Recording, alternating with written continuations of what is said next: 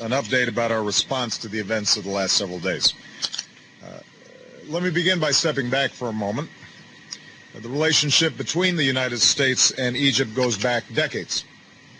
It's rooted in our respect of Egypt as a nation, an ancient center of civilization, and a cornerstone for peace in the Middle East.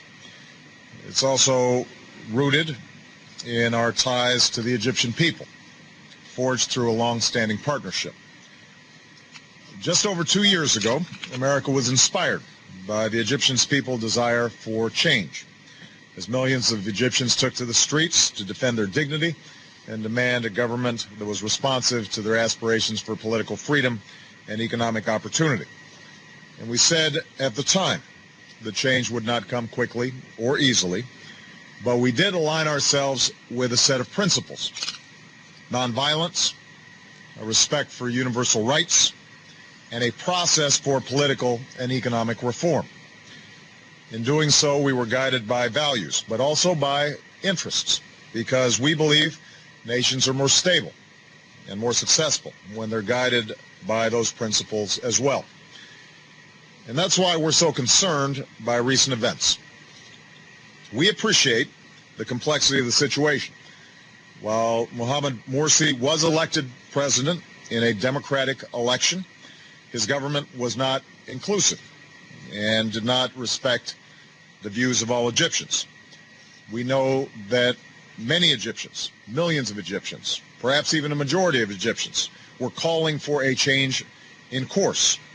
And while we do not believe that force is the way to resolve political differences, after the military's intervention several weeks ago, there remained a chance for reconciliation and an opportunity to pursue a democratic path. Instead, we've seen a more dangerous path taken through arbitrary arrests, a broad crackdown on Mr. Morsi's associations and supporters, and now, tragically, violence that's taken the lives of hundreds of people and wounded thousands more. The United States strongly condemns the steps that have been taken by Egypt's interim government and security forces. We deplore violence against civilians. We support universal rights essential to human dignity, including the right to peaceful protest. We oppose the pursuit of martial law, which denies those rights to citizens under the principle that security trumps individual freedom, or that might makes right. And today, the United States extends its condolences to the families of those who were killed and those who were wounded. Given the depths of our partnership with Egypt, our national security interests in this pivotal part of the world, and our belief that engagement can support a transition back to a democratically elected civilian government, we've sustained our commitment to Egypt and its people. But while we want to sustain our relationship with Egypt, our traditional cooperation cannot continue as usual when civilians are being killed in the streets and rights are being rolled back. As a result, this morning we notified the Egyptian government that we are canceling our biannual joint military exercise, which was scheduled for next month. Going forward, I've asked my national security team to assess the implications of the actions taken by the interim government and further steps that we may take as necessary with respect to the U.S.-Egyptian relationship.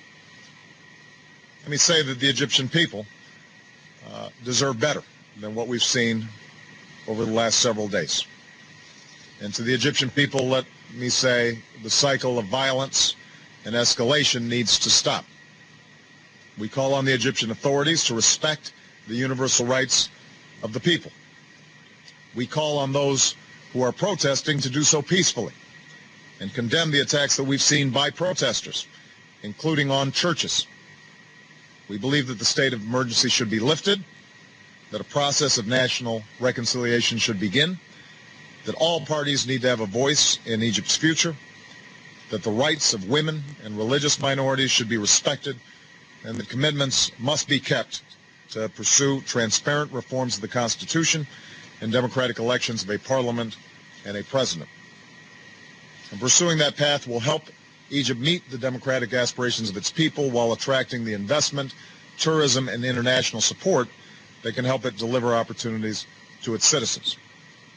Violence, on the other hand, will only feed the cycle of polarization that isolates Egyptians from one another and from the world, and that continues to hamper the opportunity for Egypt to get it back on the path of economic growth.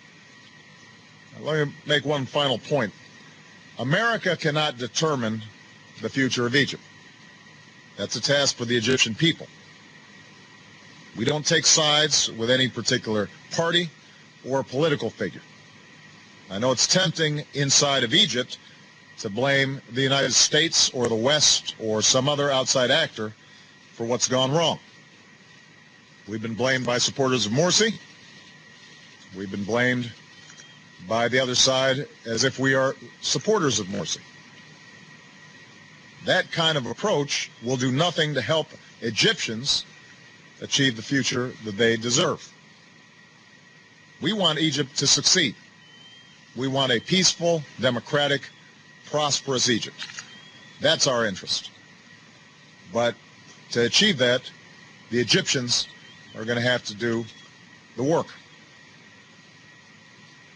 We recognize that change takes time, and that a process like this is never guaranteed. There are examples in recent history of countries that are transitioned out of a military government towards a democratic government, and it did not always go in a straight line, and the process was not always smooth.